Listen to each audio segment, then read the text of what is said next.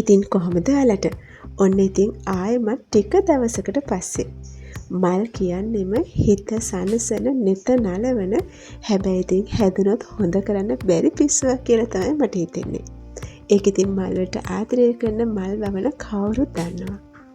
චුටක් බලන්නකො මේ පැලේ මොකද්ද කියලා. මේ තියෙන්නේ බෝවිටියා වර්ගයක්. බලන්නකො ගහ පිරෙන්නම මල් දීලා තියලා ලස්සන. මේ පාටට මං හරිම ආසයි. ඉතින් අද මම අරන් ආවේ අපේ මිදුලේ අඩු වියදමකින් කරපු ලස්සන පුංචි වැඩක් ගැන. ඉතින් එන්නකෝ අපි මොකද්ද කළේ කියලා බලන්න.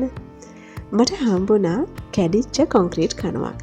ඉතින් එන්නේ කණුව මම මේ විදිහට සිටව ගත්තා. හිටවගෙන වටේට ගල් දාලා තලලා දුන්නා අපේ තාත්තා. මොකද මම හිටවගත්ත කොන්ක්‍රීට් කණුව ගොඩක් ගැඹුරට හැරුවේ නෑ. ඉතින් තාත්තා කිව්වා මේක වැටෙන්න පුළුවන් කියලා.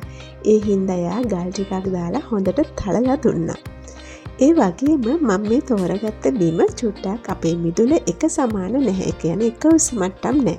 ඒ හින්දා පස් ටිකක් දාලා සමතලා කරගත්ත සමාන උස මට්ටමක් වෙනකම්. ඔන්න ඉතින් ඊට පස්සේ තමයි ඉතුරු වැඩ ටික තියෙන්නේ. මං කියවනේ මුලදිම මේකට සම්පූර්ණයෙන්ම ඉවත් කරන දේවල් ගත්ත කියලා. ඉතින් මට හම්බුණා වාහනයකින් ඉවත් කරගත්ත ටයර් එකක්.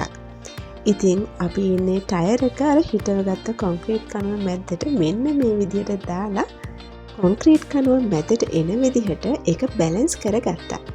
මං හිතනවා අපි කරන පුංචි වැඩක් වුණත් හරි පිළිවෙලට කරතින් ඒකේ නිමාව අමුතුම ලස්සනක් ගෙන දෙනවා කියලා. ඉතින් හිතන තරම් අමාරුවක් වුණෙත් නැහැ. මේක හරි ලීසි වැඩක්. අවශ්‍ය වෙන පුංචි කැපකිරීමක් විතරයි. ඉතින් දිගටම එකතු වෙලා ඉන්නකෝ අපි මේක කරගන්නේ කොහොමද කියලා බලන්න.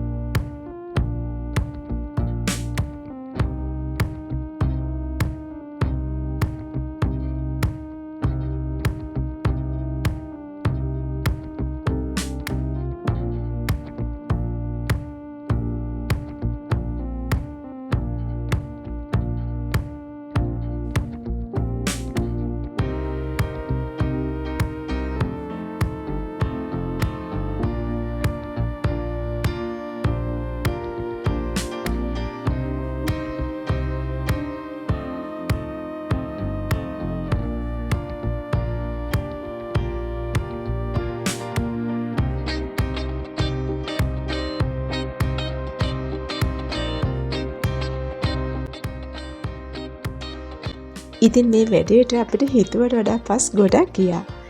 ඉතින් මේ තියෙන්නේ වැස්සට පස්සේ දවසක්. මේක එක දවස් වැඩක් නෙමෙයි කියලා මම කිව්වනේ. ඉතින් වැස්සත් එක්ක පස් ටික හොඳට ඇහිරිලා තිබ්බා. ඒ කියන්නේ පස් ටික හොඳට පොළවට බැහැලා තිබ්බා. ඊට පස්සේ අපි මෙන්න මේ විදිහට බොරළු උඩින් අතර ගත්තා. ටයර් එක වැහෙන්න සම්පූර්ණයෙන්ම බොරළු අතර ගත්තා. බොරළු අතරගෙන ඊට පස්සේ තමයි මල් රවුම මම හදාගත්තේ. ඉතින් ඔයාලට මතකද මගේ කලින් වීඩියෝ එකේ මම හිටවගත්ත පින් කපල?